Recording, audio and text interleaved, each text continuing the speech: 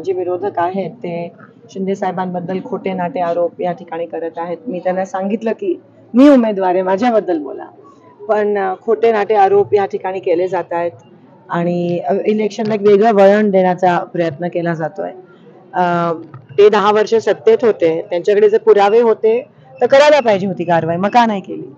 आणि मला फक्त एवढंच सांगायचं की ज्या पद्धती त्यांची सोशल मीडियावर किंवा जे काही चाललंय, एकंदरीत मला असं शंका येते की येणारे जे 30-35 दिवस आहेत ते माझ्यावर, माझ्या कुटुंबावर वैयक्तिक आरोप, चुकीचे आरोप करण्याची शक्यता मला वाटते. सोशल मीडियाच्या माध्यमातून चुकीचे इन्फॉर्मेशन किंवा चारित्र्य हनन करण्याची पण शक्यता नाकारू शकत नाही, कारण का ते नेहमीच प्रचार एकदम खालच्या पातळीला घेऊन जातात.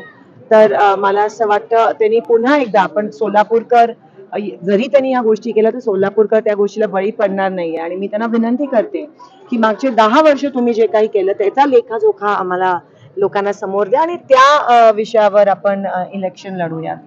आणि सोशल मीडियावर काही दिवसापासून दिसतंय की रामराज्य येणार आहे, रामराज्य, तर म्हणजे ते कुठेतरी पावती देत आहेत का की मागच्या 10 वर्ष सोलापुरात रावण राज्य होतं?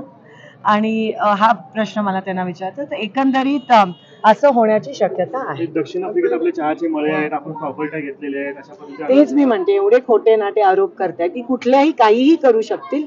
आणि मेन म्हणजे जसं मी म्हणाली, चारित्र्य हनन करण्याची 100% चुकीचे फोटो, चुकीचे माहिती देऊन इलेक्शनला एक वेगळं वळण देण्याची आपली तयारी असते कायदेशीर पावलं उचलण्याची. निवडणूक आयोगाने तसं आव्हान केलंय की बाबा वैयक्तिक पातळीवर गेलं तर तुम्ही आमच्याकडे तक्रार करा, आम्ही कारवाई करू. बघूया आता ते काय कसं, पण मी तुम्हाला म्हणजे मला अशी शंका येते.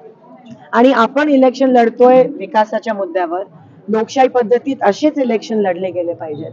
मागच्या 10 वर्षात आम्ही आता गावोगावी फिरतोय, एकंदरीत एवढा रोष आहे लोकांच्या मनात, कारण का महागाई कमी झाली नाही, दुष्काळात 13वा महिना आहे तिथे, महागाई कमी झाली नाही, पाण्याची टंचाई, रेशन दुकानात माल नाही, नोकरी नाही, विमानसेवा सुरू नाही झाली. ह्या मुद्द्यांवर कुठेतरी येऊन बोलण्यापेक्षा वेगळीकडेच घेऊन जातात निवडणूक. पण जसं मी सोलापूरकर हुशार आहेत आणि ते ह्या गोष्टीला बळी पडणार नाही.